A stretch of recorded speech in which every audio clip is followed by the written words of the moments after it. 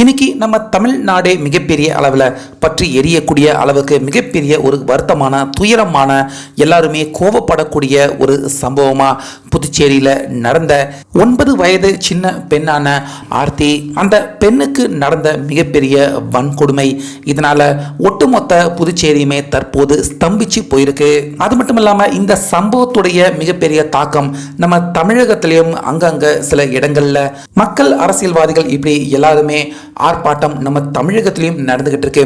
இப்படி இருக்க திடீர்னு ஒரு நாள் முழு பந்த் தற்போது அடுத்தபடியாக நம்ம தமிழகத்தில் நடக்க இருக்கு அப்படிங்கிற பரபரப்பான தகவல் பார்த்தீங்கன்னா இப்போ சற்று கொஞ்ச நேரத்துக்கு முன்னாடி வெளியாகி இருக்கு. அதாவது புதுச்சேரியை பொறுத்த வரைக்கும் அங்கே இருக்கிற எதிர்கட்சியான அதிமுக முதற்கட்டமாக புதுச்சேரியில் வர 8ஆம் தேதி, அதாவது நாளை மறுநாள் முழு பந்த் நடக்கும் அப்படிங்கிற மாதிரி இப்போ அதிகாரப்பூர்வமாக அறிவிச்சிருக்காங்க.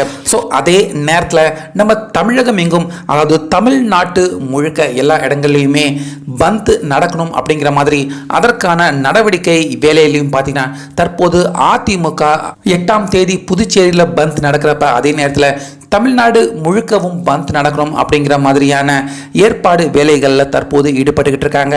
ஸோ இந்த பந்த் மூலியமா முதற்கட்டமாக அவங்க வலியுறுத்தக்கூடிய விஷயம் என்ன அப்படின்னு பார்த்தீங்கன்னா, ஃபர்ஸ்ட் புதுச்சேரியில் மிகப்பெரிய அளவில் கடந்த சில வருடங்களாக கஞ்சா விற்பனை நடந்துகிட்டு இருக்கு.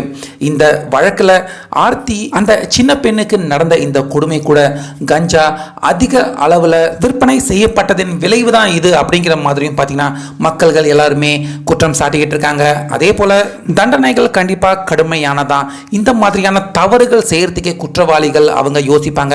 அதனால கண்டிப்பா அரசு தண்டனைகளை கடுமையாக்கணும் அப்படிங்கிற மாதிரி இந்த 2 கோரிக்கையை அரசுக்கு வலியுறுத்தி வர 8ஆம் தேதி புதுச்சேரியில் முதற்கட்டமா முழு பந்த் நடக்க இருக்கு. ஸோ அதே நேரத்தில் நம்ம தமிழ்நாடு முழுக்கவும் பந்த் நடக்கணும் அப்படிங்கிற ஏற்பாடையும் தற்போது அதிமுக கட்சி பார்த்தீங்கன்னா அவங்க எடுத்துக்கிட்டு இருக்காங்க. ஸோ அந்த வகையில் தண்டனைகளை கடுமையாக்கினா கண்டிப்பாக இந்த மாதிரியான குற்றங்கள் அட்லீஸ்ட் இன்னும் வருங்காலங்கள்லையாவது நடக்காமல் தடுக்க முடியுமா? இதை பற்றி உங்கள் கருத்து என்ன அப்படிங்கிறத கமெண்ட்ஸில் சொல்லிடுங்க.